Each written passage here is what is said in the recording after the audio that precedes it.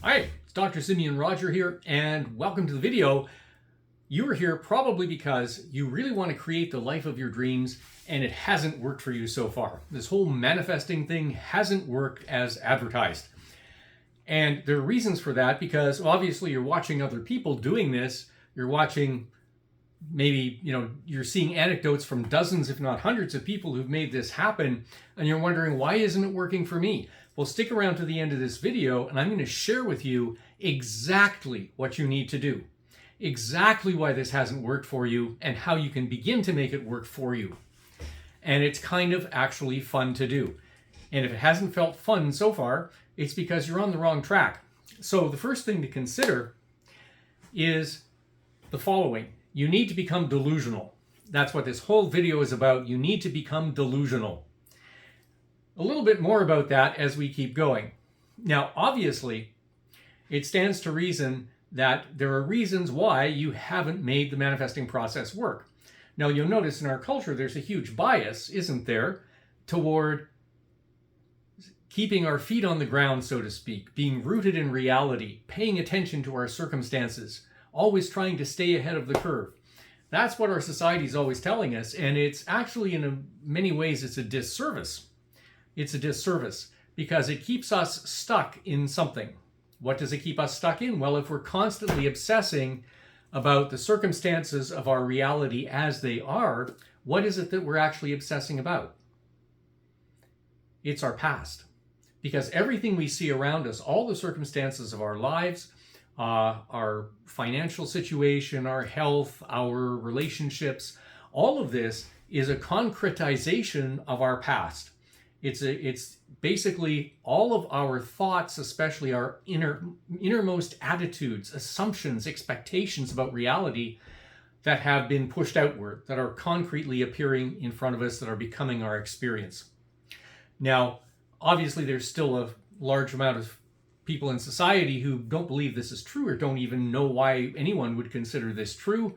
Now, obviously, you're aware that subatomic physics, quantum physics, has been disproving our materialist version of the reality for the last 120 years or so. What you may or may not know is the final sort of nail in the coffin came only in 2022, strangely enough. So the Nobel Prize for Physics in 2022 was awarded to three physicists, Aspect, Clauser, and Zweilinger, who worked to basically prove the universe is not locally real in physics parlance. It is not locally real. What did that mean? It meant basically that everything we consider solid and real is actually not. And they proved that this is the case and that our perceptions of reality are in fact completely mistaken. So consciousness is at the very root of everything we see here. And that without consciousness, without the conscious observer, nothing actually happens, nothing actually will exist. So, given all of that, and they used very complex physics to prove this, but anyway, we won't get into that. So what this means is, for us as human beings, we're here in this three-dimensional reality, the 3D, and we're in a kind of what many people have accurately referred to as a hologram. In other words, it does not exist the same way it appears. So our senses give us a perception of reality that is extremely inaccurate. And because of that, what we want to do is uproot our conditioning, because our conditioning is what is keeping us stuck. In other words, our conditioning is what comes from believing that reality is the same way we see it. That's the basics of the conditioning we have. We will always have conditioning of some kind, but the kind of conditioning we have and the kind that's keeping us down is the conditioning that says this is all, it exists exactly the way it appears to us, which is not true, simply not true. Now, there are two kinds of conditioning. And before we get into that, I just want to say stick around to the end because I'm actually going to share with you exactly how you can make this process work for you and why it isn't right now. So the first thing to know is there are two kinds of conditioning. The first kind of conditioning is the general conditioning. General conditioning means basically the Newtonian worldview. This whole idea of a worldview that we've had for hundreds of years, that says the world is solid and real. It exists actually the way it appears is the way it exists, which is not true. and that the outside world is indeed outside of us. So the universe that we see, the world we see around us, is external to us. It is solid and real. It is mechanistic. It proceeds according to its own laws. And it is essentially dangerous, if not hostile, to us on an individual basis. So it grinds on with its own momentum, and we have to stay out of the way, kind of thing. So all of this also has the subtext that your mind has no influence on what you experience. Your mind has no influence on what appears. It cannot influence physical reality. Physical reality is completely disconnected from your mental, emotional processes. So what we need to do is uproot this kind of conditioning. Now, the second kind of conditioning comes from that, but is more specific. This is personal conditioning. Personal conditioning is how we interpret that overall paradigm we've been given, the Newtonian worldview, and how we have interpreted, because of it, all the experiences we've had on our path during life, especially the ones we've had when we were young, right? So it's uprooting all of that conditioning. Now, you may have noticed uprooting that conditioning appears to be not that easy because you still feel stuck, and that's how you know. So if you're stuck in your comfort zone and you're unable to reach the life that you would like in whatever area of life you're trying to change, whether it's health, wealth, relationships, or whatever, then obviously what you know is that you're stuck in your conditioning. Your conditioning is holding you back. So to change this conditioning, one thing only has to happen. Only one thing. It's this. One way of saying it is, yes, you have to become delusional. But what does that mean? Delusional in the sense that your vision of what you want your life to be, what you see in your mind's eye as your ideal life, has to become mentally and emotionally more important to you than your three-dimensional reality. Okay? Because as long as we focus on that three-dimensional reality, all we're doing is focusing on the past. And we're not only focusing on the past, we're reinforcing it. We're reinforcing it because whatever we focus on mentally and emotionally becomes reality. So we need to mentally and emotionally focus more, proportionally more, on the vision that we want. And you'll notice that can be quite difficult. And it can be quite difficult because sometimes the moment you start focusing on this vision you have, you feel inner resistance. And that resistance is basically your conditioning saying, you can't do this, you can't do this.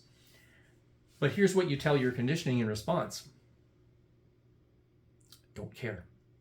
Doesn't matter. No, it actually doesn't matter. You simply want to be enthralled with the vision. Enjoy the vision for what it is. Forget about the how-to. Forget about this voice that says, "Oh, you can't accomplish that. You can never do that, or you're not good enough, or you're not lovable, or you're not worthy, or all of that other crap." None of that matters. All you need to do is enjoy the vision. Okay? Enjoy the vision. Become delusional. Live in that vision. Live from that vision. And of course, there's a little bit more to it than that. We have limited time here, but that's what you want to do. You want your vision to become a constant in your life. And I can tell you, the first time I made this process work, this is exactly what happened. Now, as I've said before on many an occasion, I didn't understand what was happening, so I found it very difficult to duplicate at the time. But this is what happened. I was obsessed with that vision. You need to become obsessed. Now, I was blessed at that time because that vision just grabbed me and I was automatically obsessed. I didn't have to put any work into it. Well, I had to put in, work to make it a reality, but whatever. So the thing is, you want to become obsessed with your vision. You may be thinking, that's really hard because when I start to think about my vision, all of this dissonance comes up, all of this inner resistance comes up. I feel blocked.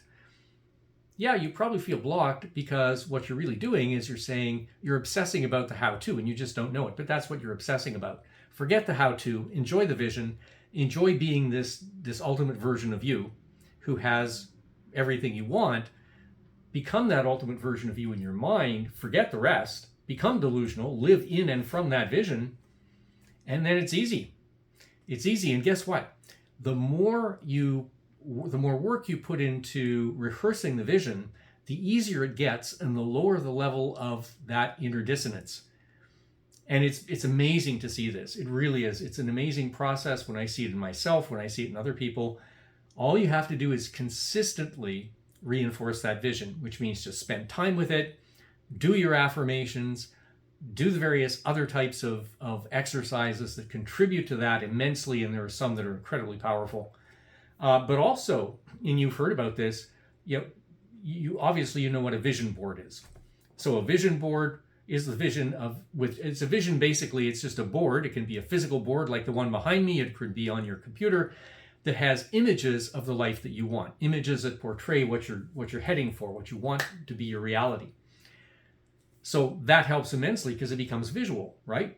So that's simply an aid to all of this process, but there are many others too. Like people will say, look, if you really want that kind of car, you should really go to the dealership, sit in that car physically, smell it, feel it, take it for a test drive, make it real. The more you can do to make your vision real to you, even if it's not here yet, the better off you are, and the more that dissonance collapses. So that's what you're aiming for. So be consistent, and you will see in yourself, you will see the level of inner resistance gets lower and lower and lower. Now, if you want to know more about this, if you want to get into a group of people who are actually going to be doing this together, then shoot me an email at dsrclients@gmail.com, because this is called the Advanced Reality Creation Masterclass, based on the Advanced Reality Creation program, but it's something we're going to do together, implement together, and get where we want to go, all of us, because everybody, no matter where we are, we're always aiming at the next thing. I'm Dr. Simeon Roger. That's coming up soon. Don't wait too long. If you have questions, send us an email. I'll fill you in. You got it. Okay, you can do this. Bye for now.